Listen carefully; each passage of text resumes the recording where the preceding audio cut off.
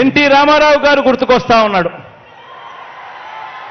వెన్నుపోటు పొడిచేది ఆయనే, మళ్ళీ ఎన్నికలప్పుడు ఎన్టీ రామారావును గుర్తు తెచ్చుకునేది ఆయనే. ఈ మధ్యకాలంలో ఆయన అంటా ఉన్నాడు, తెలుగుదేశం పిలుస్తోంది రా కదలి రా అని చెప్పి అంటా ఉన్నాడు. పిలుస్తా ఉంది.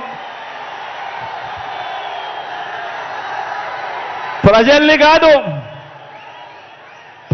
కాదు పార్టీలను పిలుస్తా ఉన్నాడు, దత్తపుత్రుడిని పిలుస్తా ఉన్నాడు. నేనిచ్చే ప్యాకేజీ కోసం రా కదలి రా అని చెప్పి దత్తపుత్రుడిని పిలుస్తా ఉన్నాడు. వదినమ్మను పిలుస్తా ఉన్నాడు. కమలం పార్టీలో చేరి అక్కడ నా మనిషిగా రా కదలి రా అని చెప్పి వాళ్ళ వదినమ్మను పిలుస్తా ఉన్నాడు. రాష్ట్రాన్ని అన్యాయంగా అడ్డగోలుగా విడగొట్టిన రాష్ట్ర ద్రోహుల పార్టీని వైఎస్ఆర్ గారి మరణం తర్వాత ఆయన పేరును కూడా అన్యాయంగా ఛార్జ్షీట్లో పెట్టిన నమ్మక ద్రోహుల పార్టీని 4 ఓట్లు చీల్చినా చాలు నువ్వు కూడా రా కదలి రా అని చెప్పి చంద్రబాబు నాయుడు గారు పిలుస్తా ఉన్నాడు. అసలు బాబుకి దత్తపుత్రుడికి వదినమ్మకు చంద్రబాబు బ్యాచ్కి ఈ స్టేట్కి వారికి సంబంధమే లేదు. ఈ రాష్ట్రానికి వారికి సంబంధమే లేదు. ఏ ఒక్కరు మన రాష్ట్రంలో ఉండరు. వారంతా కూడా నాన్ రెసిడెంట్ ఆంధ్రాస్. ఏ ఒక్కరు ఇక్కడ ఉండరు.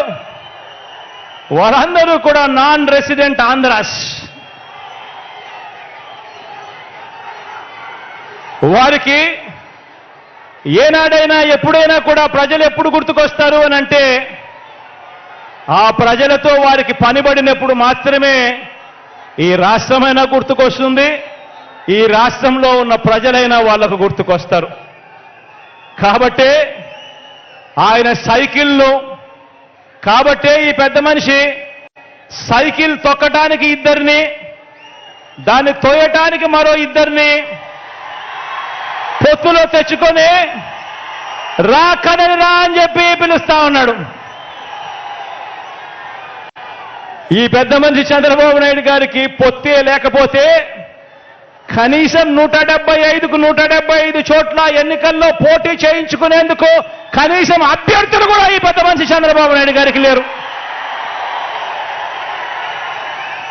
ఇలాంటి దిగజారుడు పార్టీలన్నీ మీ జగనన్నే టార్గెట్గా ఆయుధాలు రెడీ చేసుకుంటా ఉన్నాయి. ఇలాంటి దిగజారుడు పార్టీలన్నీ కూడా మీ జగనన్ననే టార్గెట్గా, పేదవాడి భవిష్యత్తునే టార్గెట్గా, పేదవాడి సంక్షేమాన్నే టార్గెట్గా వీరంతా కూడా వాళ్ళ ఆయుధాలన్నీ కూడా రెడీ చేసుకుంటా ఉన్నాయి. వీరితో యుద్ధానికి నేను సిద్ధం. వీరితో యుద్ధానికి నేను సిద్ధం. మీరు సిద్ధమా అని అడుగుతా ఉన్నాను. మీరు సిద్ధమా అని అడుగుతా ఉన్నాను. ఈ యుద్ధం 15 ఏళ్లుగా నాకు అలవాటే, మీకు అలవాటే నాతో నడిచారు కాబట్టి. ఇది ప్రజలకిచ్చిన మాట మీద నిలబడిన, నిలబడిన ఈ ఒక్కడి మీద కలబడి 100 మంది 100 బాణాలు వేస్తున్నప్పుడు ప్రజలే రక్షణ కవచంగా ప్రజల్లో నుంచి పుట్టిన ప్రజల పార్టీ ఈ వైఎస్ఆర్ కాంగ్రెస్ పార్టీ. ఆ కనిపిస్తా ఉన్న జెండాకు అర్థం, ఈ ఒక్కడి మీద దేశంలో కల్లా బలమైన 10 వ్యవస్థలను ప్రయోగిస్తే ప్రజలు తమ భుజాన మోసిన ఎజెండా మన జెండా.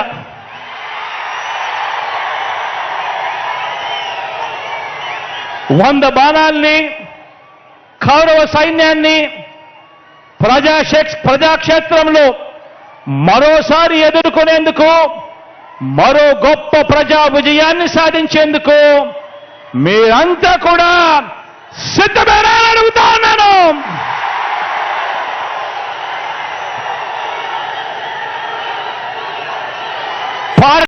పోలవరం ప్రాజెక్టు పూర్తి చేస్తామని ఆంధ్ర రాష్ట్ర ప్రజలకు మోడీ గారు స్వయంగా మాటిచ్చారు. మరి ఇవన్నీ ఏమయ్యాయి అని మోడీ గారు ఢిల్లీలో కూర్చొని ఇక్కడ కాంగ్రెస్ పార్టీ తరఫున, ఆంధ్ర రాష్ట్ర ప్రజల తరఫున కాంగ్రెస్ పార్టీ ప్రశ్నిస్తుంది. మోడీ గారు మీ అంతకు మీరే వచ్చి మా రాష్ట్రానికి 10 సంవత్సరాలు ప్రత్యేక హోదా ఇస్తామన్నారు, పోలవరం ప్రాజెక్టు పూర్తి చేస్తామన్నారు. విభజన హామీలో ఏపీ రీఆర్గనైజేషన్ యాక్ట్ ప్రకారము అదొక చట్టం. ఆ చట్టం ప్రకారం ఆంధ్ర రాష్ట్రాలకి, ఆంధ్ర ప్రజలకు ఉన్న మీరు చట్టసభల్లో కల్పించిన హక్కు ప్రత్యేక హోదా. ప్రత్యేక హోదాయే కాదు, పోలవరం ప్రాజెక్టు పూర్తి చేస్తామన్నారు, రాజధాని ఒక క్యాపిటల్ సిటీ కడతామన్నారు, 10 సంవత్సరాలకు హైదరాబాద్ రాజధాని కామన్ క్యాపిటల్గా ఉంటుంది అన్నారు, 10 సంవత్సరాలకు అది సీజ్ అవుతుందన్నారు. ఈ లోపల ఒక కొత్త క్యాపిటల్ కడతామని ఆ రోజు యాక్ట్లో పేర్కొన్నారు. 10 సంవత్సరాలు అయ్యేపోయింది. ఇప్పటికీ హైదరాబాదు కామన్ క్యాపిటల్ ఇక కాదు, అది అయిపోయింది. కానీ ఆంధ్రులకు చూస్తే కనీసం ఒక సిటీ ఉందా, మాకు ఇది క్యాపిటల్ అని చెప్పుకోవడానికి ఏదైనా ఉందా అంటే అది కూడా లేకుండా పోయింది. అంతేకాదు కడపలో స్టీల్ ఫ్యాక్టరీ నియమిస్తామన్నది చట్టం చేశారు. అంతేకాదు వైజాగ్లో రైల్వే జోన్ నిర్మిస్తామని చెప్పారు, దుగ్గిరాజపట్నంకి పోర్ట్ నిర్మిస్తామని చెప్పారు, special economic package for north Andhra and Rayalaseema అని చెప్పారు, Vizag to Chennai industrial corridor అని చెప్పారు. ఇవన్నీ యాక్ట్లో పేర్కొన్న అంశాలు. అంటే ఇవన్నీ చట్టంలో పేర్కొన్న అంశాలు, ఆంధ్ర రాష్ట్రానికి, ఆంధ్ర ప్రజలకు చేయాల్సిన అంశాలు. భారతదేశము ఒక చట్టం చేసి పార్లమెంటులో, క్యాబినెట్లో అది పాస్ చేసి ఇది చట్టం చేసిన విషయం. కానీ ఈరోజు అధికారంలో బీజేపీ పార్టీ ఉంది. బీజేపీ పార్టీకి ఇన్ని వాగ్దానాలు ఇచ్చి కూడా ఎలక్షన్లప్పుడు మా దగ్గరికి వచ్చి మా ఓట్ల కోసం మీరు పెట్టిన మీటింగ్లలో దంచి చెప్పారు. ఇవేవి నిలబెట్టుకోకపోగా ఆంధ్ర రాష్ట్ర ప్రజలకు ఈరోజు ద్రోహం చేస్తూ ఆఖరికి విశాఖ స్టీలుని కూడా ప్రైవేటైజ్ చేసే ప్రమాదం ఉంది అంటే, అంత భయాందోళన మీరు కలిగిస్తున్నారు అంటే ఇంకా మీరు నాయకులు ఎలా అవుతారు, అసలు మీది పరిపాలన ఎలా అవుతుంది అని ఆంధ్ర రాష్ట్ర ప్రజలు అడుగుతున్నారు. గుర్తుపెట్టుకోవాల్సిన విషయం ఏమిటంటే, ఆంధ్ర రాష్ట్ర ప్రజలు ఒక్క సీటు కూడా బీజేపీ పార్టీకి ఇవ్వలేదు, ఒక ఎమ్మెల్యే కూడా బీజేపీ పార్టీకి ఇవ్వలేదు, ఒక ఎంపీ కూడా బీజేపీ పార్టీకి ఇవ్వలేదు. అయినా కూడా ఈరోజు బీజేపీ పార్టీ ఆంధ్ర రాష్ట్రంలో రాజ్యం ఏలుతుంది. ఎందుకంటే ఇంతకు ముందున్న ముఖ్యమంత్రి చంద్రబాబు గారైనా, ఇప్పుడున్న ముఖ్యమంత్రి జగన్మోహన్ రెడ్డి గారైనా బీజేపీ పార్టీకి పూర్తిగా గులాంగిరి చేస్తున్నారు. కాబట్టి మొత్తం ఆంధ్ర రాష్ట్రాన్ని మోడీకి బానిసలుగా చేసే ప్రయత్నం చేస్తున్నారు. ఇది ఎక్కడి న్యాయం అని అడుగుతున్నాం. చంద్రబాబు గారు స్పీకర్లో పెట్టారు.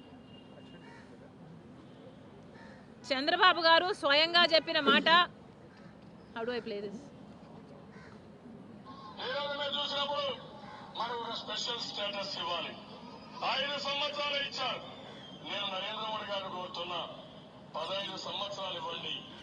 5 సంవత్సరాల్లో ఇండస్ట్రీ రావాలంటే 2-3 ఏళ్ళు అవుతుంది. అది ప్రారంభమయ్యే లోపల ఆ స్టేటస్